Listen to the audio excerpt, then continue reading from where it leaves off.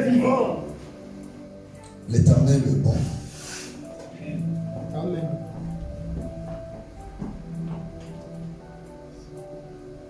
Le Seigneur est bon. Amen. Dieu Tout-Puissant, nous bénissons ton nom pour ce moment. La grâce que beaucoup l'ont cherchée ne l'ont pas trouvée. Nous l'avions reçue gratuitement. Les choses qui ont été prophétisées, dites, des années avant notre existence sur cette terre. Et aujourd'hui, nous sommes en train de les vivre dans nos vies. Merci parce que ta grâce nous a choisis. Chacun de nous, de partout où nous étions. Et elle nous a rassemblés ce midi autour d'un seul nom. Le nom unique. Et le nom qui restera après que tout le nom passe un jour. Amen. Seigneur, parle-nous. Ouvre notre intelligence, notre savoir. Et je verrai que la connaissance parfaite de ta volonté soit dite au nom de Jésus. Amen. Amen. Alléluia. Amen. Il est vivant. Il est ressuscité. Il est ressuscité. Il est vivant. On acclame le Seigneur très fort.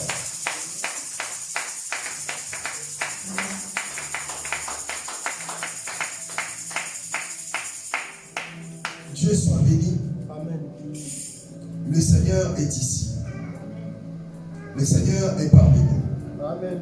Car le Seigneur a dit, là où il y a 2 ou 3 personnes, en son nom, il est là. Amen. Bien-aimé, tout peut passer, mais la parole ou les paroles de Dieu restent. Peu importe le vent, peu importe de tempête, bien-aimé, c'est que Dieu a dit demeure. Alléluia. Les hommes passent, les choses passent, mais la parole de Dieu reste et demeure. Alléluia.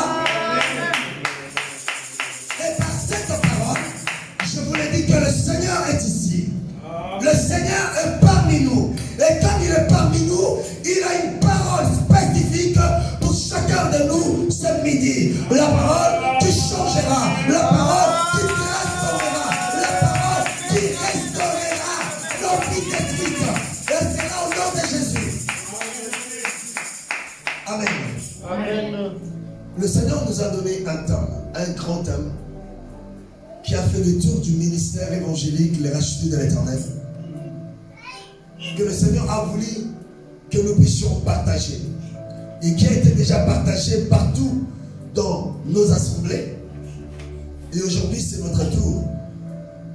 C'est pas le thème. Jésus-Christ est plus que ça. Amen. Amen. Amen. C'est ça le plus grand thème. Et le Seigneur a inspiré chaque orateur de sa façon.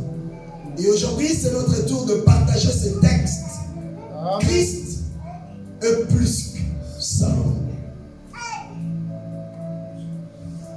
Beaucoup ont essayé de comparer Moïse à Jésus. Là, je vais parler de la femme samaritaine. Lorsque la rencontre du Christ avec la femme samaritaine a eu lieu, Jésus a dit à la femme, « Femme, donne-moi à boire. » La femme lui dit, « Ne sais-tu pas qu'entre vous et nous, il n'y a pas de relation, il n'y a pas d'attente. » Le Christ lui dit, « Si tu savais la personne qui t'a demandé à boire, tu allais lui donner toi-même. » Écoutez la femme. La femme, elle a dit, « Que veux-tu dire? Que veux-tu dire par là? Es-tu plus grand que notre père Abraham? » Elle a comparé directement Christ à Abraham. Parce que Jésus, Abraham est le plus grand. Le père de la foi. Amen. Mais Christ a répondu à la dame, avant qu'Abraham soit, moi je suis. Amen. Bien-aimés, sur la montagne de transfiguration, Pierre a vu Moïse, Élie, qui s'entretenaient avec Jésus. Pierre a dit, dressons-nous des tentes ici. Une pour Jésus, l'autre pour Moïse et l'autre pour qui? Élie. Pourquoi? Parce que Élie, Moïse sont de plus.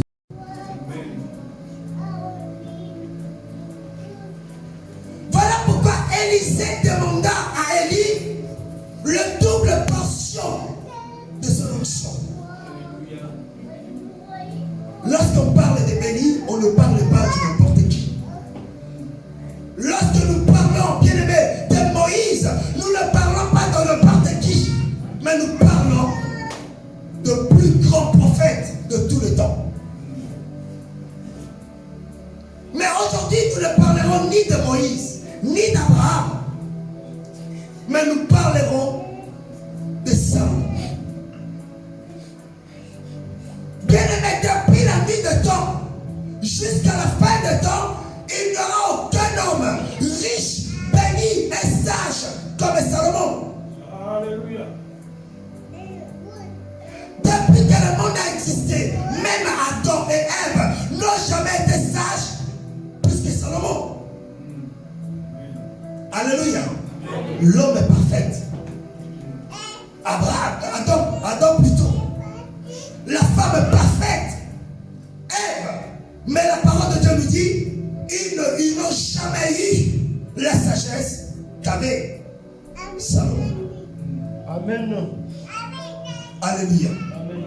Même dans les Écritures, beaucoup ont cherché à comparer. Beaucoup ont cherché à voir si Jésus était semblable ou si Salomon dépassait Jésus. Alléluia. Amen. Et aujourd'hui, nous verrons, nous comprendrons que Jésus est plus que Salomon. Amen. Salomon, c'est une créature. Jésus est le créateur. Amen. Salomon, c'est une créature. Jésus est le créateur. Alléluia. Bien-aimé, il y a une très grande différence entre l'original et une copie, entre le créateur et la créature. Amen. Donnez-moi envie de monter. Amen. Alléluia. Amen. Prenons la Bible dans le livre de Matthieu chapitre 12, le verset 42. Livre de Matthieu chapitre 12, verset 42. Et si quelqu'un l'a trouvé, peut nous aider à faire la lecture.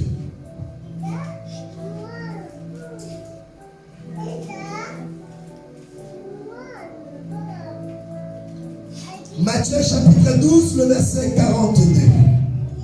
Livre de Matthieu, chapitre 12, le verset 42.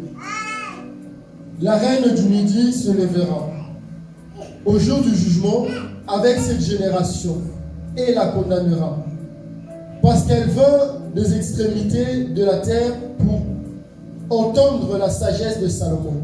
Amen. Et voici. Attendez.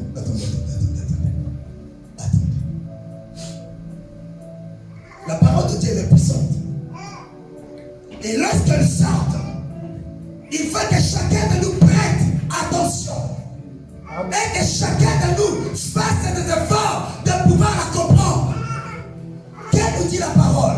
Deuxième paragraphe. Parce qu'elle vient de l'extrémité de la terre Amen. pour entendre la sagesse de Salomon. Alléluia. Amen. Cette dame, cette reine qui était puissante, qui était terrible, qui était accompagnée de Dieu, de divinité. Mais cette dame avait entendu parler de la sagesse de Salomon. Bien-aimés, des riches, des rois, des présidents de cette époque-là, ils avaient entendu parler de la sagesse de Salomon. Et cette dame fait un long voyage, non pour voir Jérusalem, mais pour rencontrer Salomon et entendre sa sagesse. Cela veut dire quoi? Cette dame, cette reine, elle avait des questions dans lesquelles elle n'avait pas de réponse. Elle avait des rêves dans lesquels personne ne lui avait donné des explications, comme au temps de qui?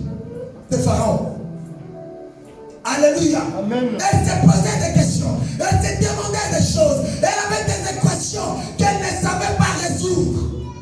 Mais quand elle a entendu parler de la sagesse de Salomon,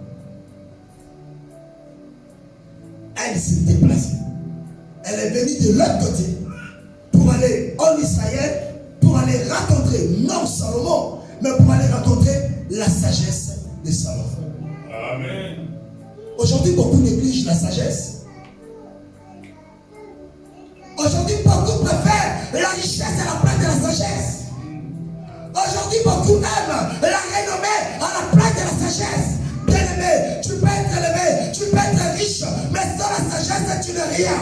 Amen. Tu peux être puissant, grand, élégant, bel et beau, sans la sagesse, tu n'es rien. Amen. Alléluia. Salomon avait compris. Et si Adam et Ève avaient péché parce qu'il manquait la sagesse, c'est la mère de la science. La sagesse, c'est la mère de la connaissance. La sagesse, c'est Dieu. Amen. Voilà pourquoi Salomon nous dit dans le livre de Proverbes, aimez la sagesse, cherchez la sagesse, car la sagesse vous amènera loin. Amen. Elle avait des questions dans lesquelles personne d'autre ne pouvait lui donner des réponses. Et quand elle a entendu parler de Salomon, elle s'est dit non, je vais faire ce long voyage, peu importe des problèmes ou des difficultés, même le temps que ça me prendra sur la route, il faut que je voie Salomon.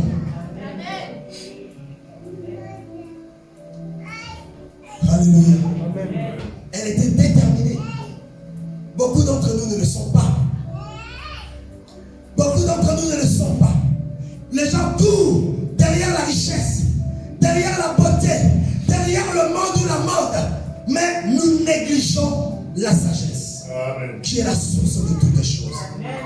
Bien-aimés, la Bible nous dit que le monde a été créé non par l'intelligence, mais par la sagesse divine. Donnez-moi vie de monter. Bien-aimé, si tu prends le soleil, c'est la sagesse. Si tu prends la ligne, c'est la sagesse. Si tu prends la politesse, c'est la sagesse. Amen. Amen. Amen. On continue l'évangéliste. Et Et voici. voici, il y a ici plus que Salomon. Cette dame-là, elle avait abandonné son royaume. Elle avait abandonné tout ce qu'elle avait dans son pays. Et elle allait s'aventurer ailleurs pour aller chercher la sagesse de Salomon. Amen. Mais la Bible nous dit, il y a ici quelqu'un qui est plus que Salomon. Amen. Bien-aimé, tu vis, tu marches et tu demeures avec une personne qui est bourrée de sagesse, plus que Salomon, mais tu ne le sais pas. Amen. Amen. Amen. Amen.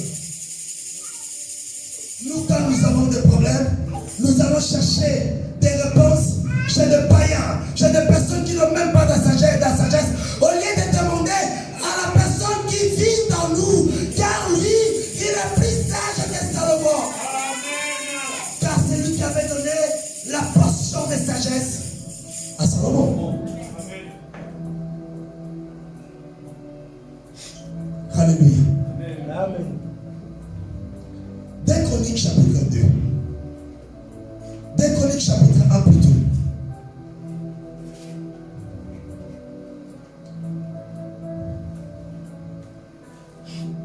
Verset 7.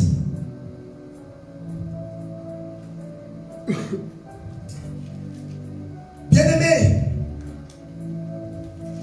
David avait beaucoup beaucoup d'enfants.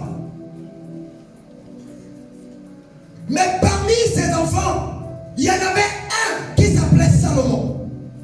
Mes frères et sœurs, lorsque Dieu choisit, moi je ne suis pas d'accord avec ceux qui disent que l'Éternel ramasse n'importe qui. Non, le Seigneur ne ramasse pas n'importe qui.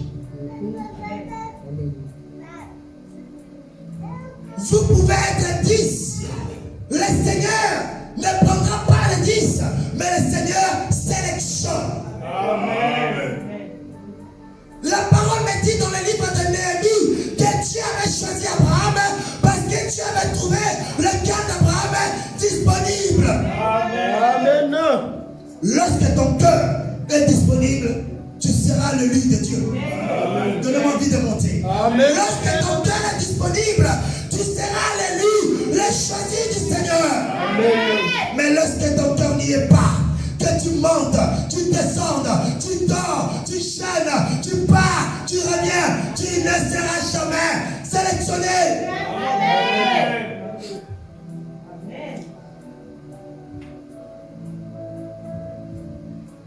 Et Dieu avait choisi Salomon. Salomon qui était ce qu'on appelle un enfant bâtard. Excusez-moi, mais c'est le français d'aujourd'hui. Salomon qui était né du péché. Car la maman de Salomon, c'est celle-là qui était la femme de Iri que David avait tuée. Amen. Alléluia. Peu importe tes origines, le Seigneur ne choisit pas en fonction des origines, en fonction de la couleur de peau, mais il choisit en fonction de cœur. Amen. Dieu l'avait choisi. Dieu l'avait choisi. Malgré son état, malgré qu'il y avait des enfants légitimes. Alléluia. Mais le Seigneur n'avait pas regardé des enfants légitimes. Le Seigneur était parti regarder cet enfant qu'on appelle Salomon. Arrache ton cœur. Fais en sorte que ton cœur soit disponible. Amen. Et le Seigneur passera par ton chemin. Alléluia. On y va. Livre de 2 Chroniques, chapitre 1, le verset 7. Amen. Je lis notre Seigneur Jésus-Christ. Attendez. David avait une pensée. David avait une idée parce que David était le cœur. David reflétait l'image du cœur du Seigneur. L'homme est selon le cœur de Dieu. Amen. Mais Dieu lui a dit, toi, tu ne peux pas me construire une maison. Mais celui qui sortira de toi, c'est celui-là qui le fera. Et parmi ceux qui étaient sortis de David, le Seigneur, la balance de Dieu est penchée vers cet enfant qu'on appelle Salomon, qui n'avait aucune histoire. Alléluia. Amen. Qui ne se pressait pas, qui n'espérait même pas hériter le trône de son père après la disparition de son père. Bien-aimé, ne cherche pas la gloire, c'est la gloire qui viendra à toi. Toi, cherche juste à disposer ton cœur. Alléluia.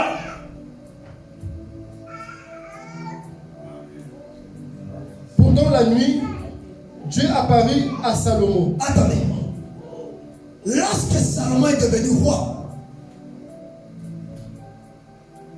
Salomon partageait la même idée, la même envie que son père de faire quoi?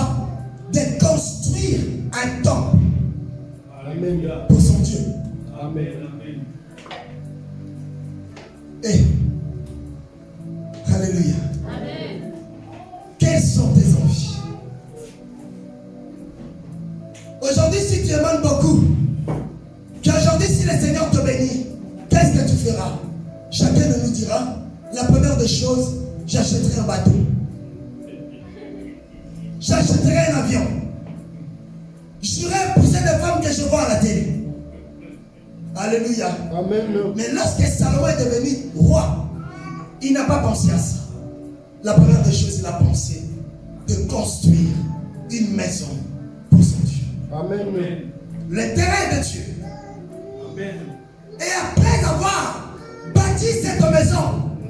alors la Bible nous dit, l'Éternel lui a apparu. Bien aimé, sans le sacrifice, l'Éternel n'apparaîtra jamais dans ta vie. Pour voir la présence de Dieu, il faut des sacrifices. Il faut des sacrifices. Car les sacrifices appellent la présence de Dieu. Amen. Amen. Les sacrifices appellent la présence de Dieu. Sans les sacrifices, le Seigneur n'apparaîtra pas.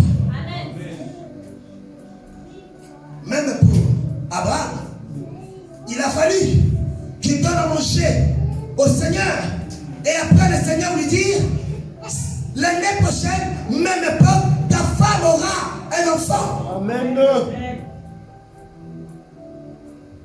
Savoir perdre pour Dieu. Amen. Le Seigneur lui a apparu. Après avoir offert des sacrifices à Dieu, l'Éternel lui a apparu.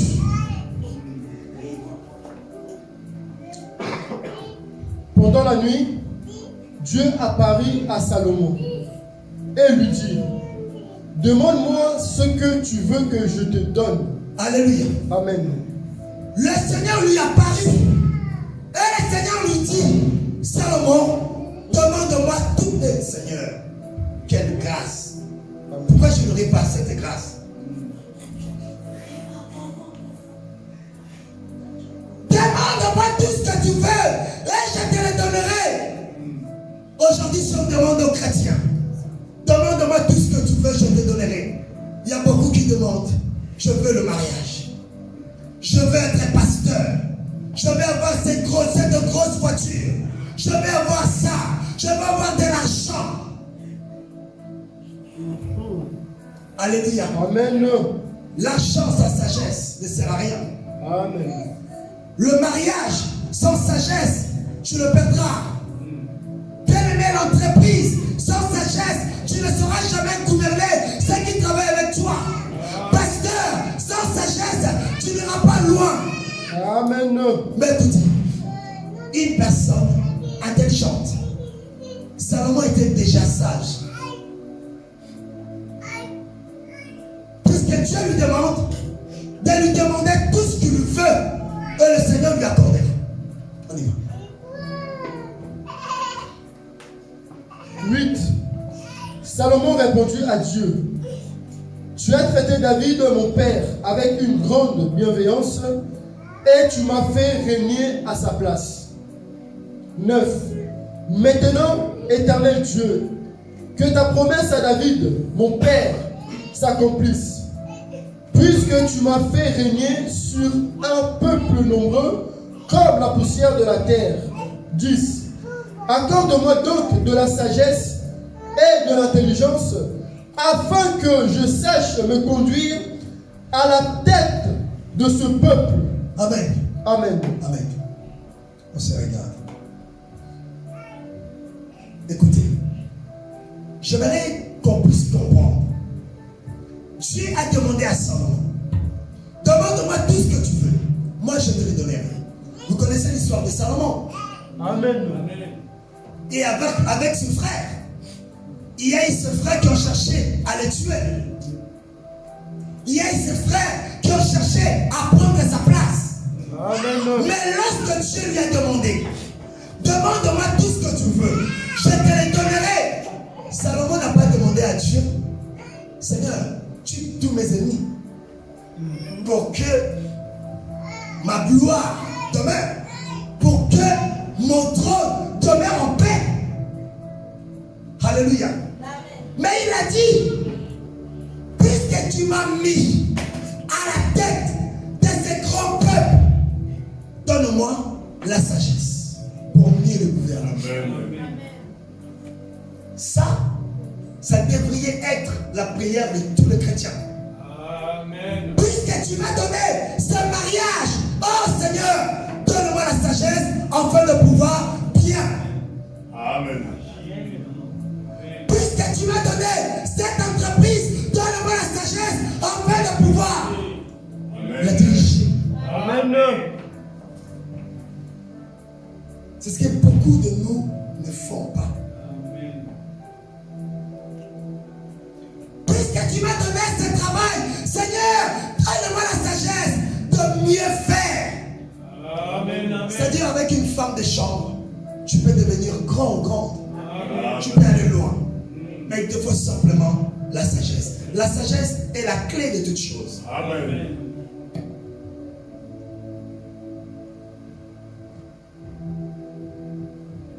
Faute de sagesse, nos familles sont déchirées. Faute de sagesse, nos églises sont divisées. Amen. Donne-moi la sagesse. Ne tue pas mes ennemis. Ne me donne pas la richesse. Mais donne-moi, Seigneur, de la sagesse. Pourquoi?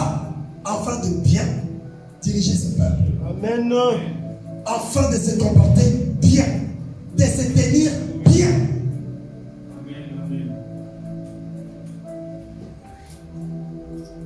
Alléluia. Amen. Lorsqu'on nous dit de demander, il y a beaucoup qui demandent. Les affaires, les démarches, le mariage, les enfants, les papiers, l'emploi. Ça, c'est éphémère. Amen. Ça, c'est éphémère. Pour Bécourt, la Bible nous dit, Dieu lui a dit, puisque tu ne m'as pas demandé de tuer tous tes ennemis, mais tu m'as demandé la sagesse, je te donnerai la sagesse dans laquelle même Adam et Ève ne l'ont jamais eu. Amen. Et personne après toi ne l'aura. Voilà pourquoi cette reine avait entendu parler non de Salomon, mais de la sagesse de Salomon. Amen. Amen. Amen. Amen. Amen. Amen. Joseph n'était pas sage, mais Joseph avait le don d'interprétation de songes. Salomon englobait toute la sagesse. Sagesse. Alléluia. Amen. On acclame le Seigneur.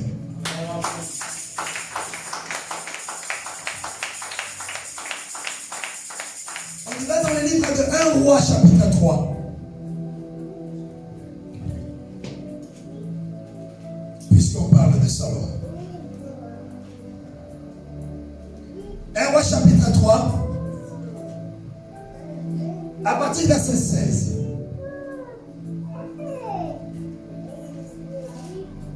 Je lis au nom de Seigneur Jésus-Christ. Amen. Livre de 1 Roi, chapitre 3, à partir du verset 16. Amen.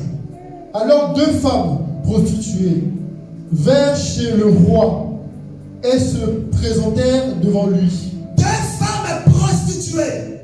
C'est-à-dire ces 2 femmes, elles avaient le même métier.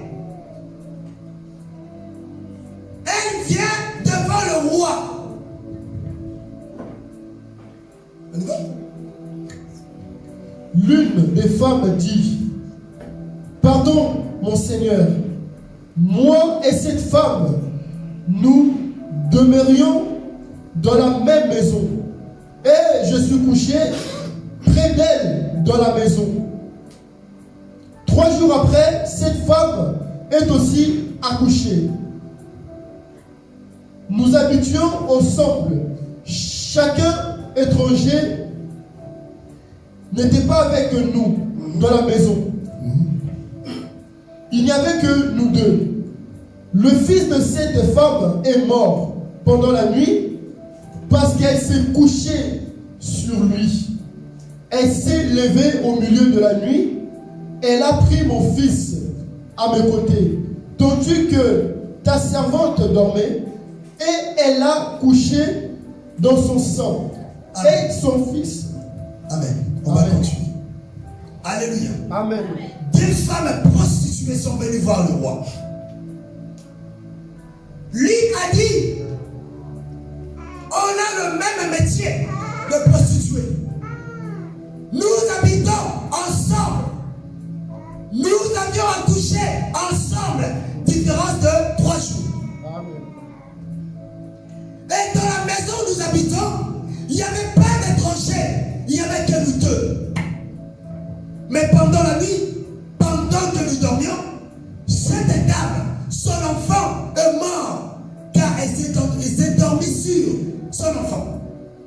Amen. Et quand elle m'a regardé, j'étais en train de dormir, qu'est-ce qu'elle a fait? Elle a échangé des enfants. Bien-aimé,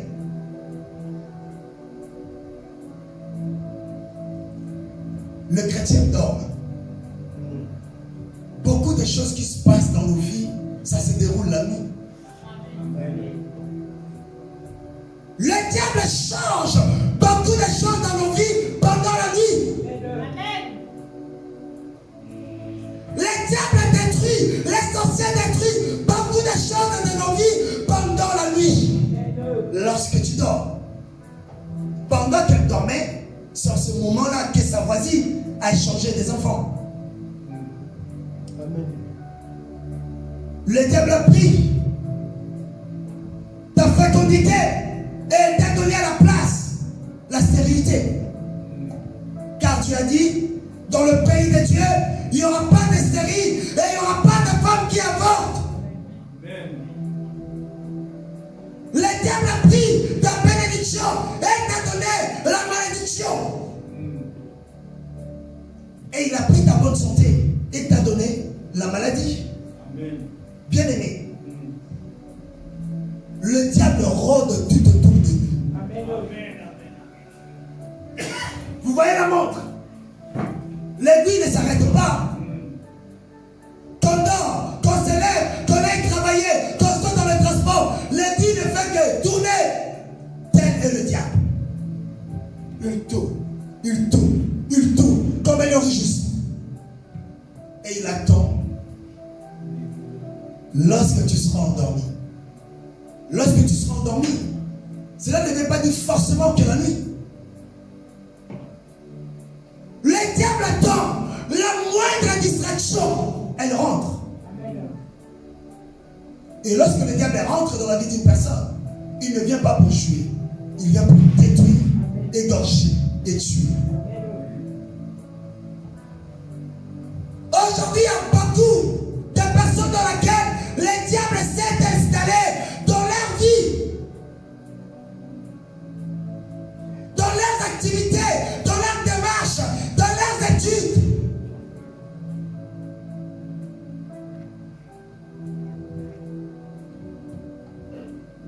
Alléluia. Cette dame a volé son ami. Et la personne qui te volera, ce n'est pas une personne qui viendra de loin. Mais c'est la personne qui vit avec toi. C'est la personne qui dort avec toi. C'est la personne qui travaille avec toi. C'est la personne qui marche avec toi. C'est la personne qui vit avec toi. Pas tous. Elles sont venues voir le roi. Je vais couper le coup pour gagner de temps. Il ne reste pas beaucoup de temps. Qu'est-ce qui s'est passé? Le roi a demandé, tellement que l'autre disait que c'était son enfant, et l'autre qui avait accouché 3 jours avant disait que non, ce n'est pas mon enfant, ton enfant c'est celui qui est mort. Le roi était sage. Le roi a demandé à un soldat de sortir son épée plutôt, et de partager l'enfant en deux. Celle qui était la vraie mère de l'enfant a dit au roi, non, donnez-la l'enfant. Amen. Alléluia. Amen. Le roi a dit, ne coupez plus cet enfant, ne le partagez plus. Prenez cet enfant, donnez à cette dame. La dame qui avait interdit que l'enfant soit partagé en deux. C'est elle la vraie mère de l'enfant. Salomon avait tranché l'affaire ou pas? Je pose la question. Salomon avait donné une solution ou pas? Alléluia. Amen. Alléluia. Amen. Alléluia. Amen. Salomon avait donné une solution concrète, avait résolu cette énigme, avait résolu ce problème. Regardez la haute sagesse de Salomon. Mais je vais parler de Jésus. Jésus qui est le thème central de la Bible. Jésus qui est la racine et l'appui de notre foi, de notre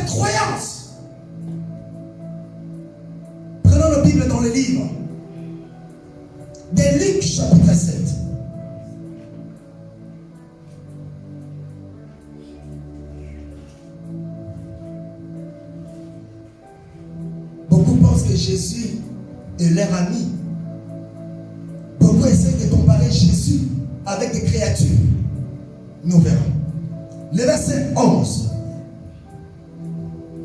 Livre de Luc, chapitre 7, le verset 11. Le jour suivant, Jésus alla dans une ville appelée Naïm. Ses disciples et une grande foule faisaient route avec lui. Lorsqu'il fut près de la porte de la ville, voici, emporté en terre, un mort, fils unique de sa mère, qui était veuve. Et il y avait avec elle beaucoup de gens de la ville. 13. Le Seigneur, ayant vu, fut ému de compassion pour elle et lui dit, ne pleure pas. Il s'approcha et toucha le cercueil. Ceux qui le portaient s'arrêtèrent. Il dit, jeune homme, je te le donne, lève-toi. Et le mort s'assit et s'est mis à parler. Jésus le rendit à sa mère.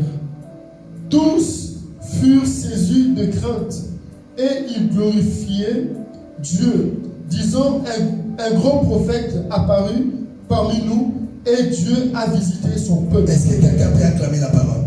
Amen. Est-ce que quelqu'un peut acclamer la parole? Alléluia.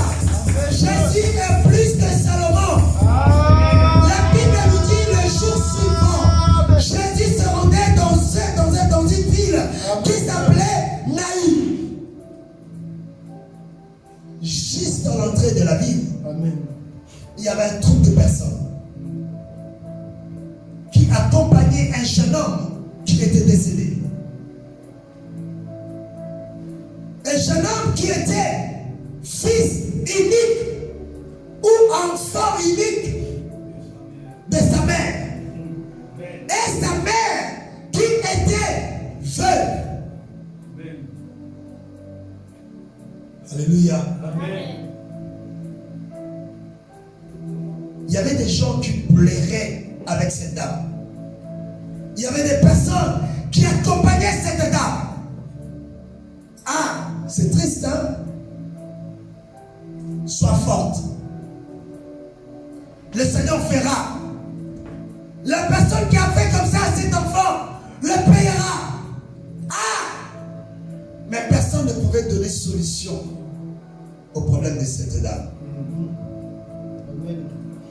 Lorsque Jésus est venu,